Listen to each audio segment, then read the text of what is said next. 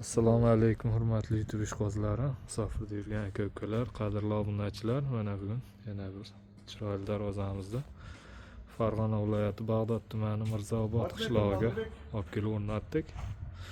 Mana ko'rishlaringiz mumkin, juda chiroyli, juda ideal holatda o'rnadi darvozamiz. 2 qavatli darvozamiz 1 kvadrat metri 1.200.000 so'mdan olib kelib o'rnatildi.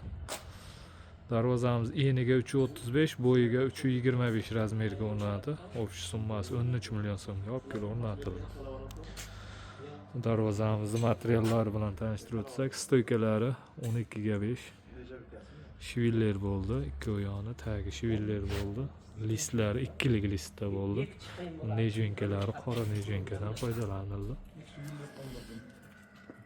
Ko'rishlaringiz mumkin, juda chiroyli holatda o'rnadi darvozamiz. Taglari ham shiviller. Zamoglari har doim o'rnatiladigan zubur zamok.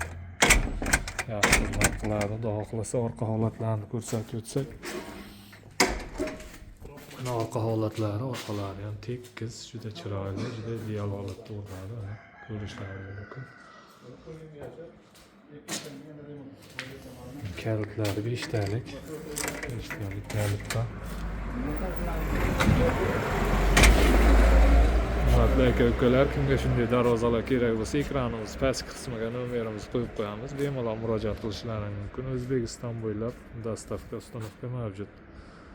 Xudo xohlasa kanalimizni kuzatib borsalaring, keyingi videolarda ham kraskadan oldingi kraska sepish jarayonlarini qo'yib borishga harakat qilamiz. Xudo xohlasa doim kuzatib boringlar. Sog' bo'linglar, salomat bo'ling.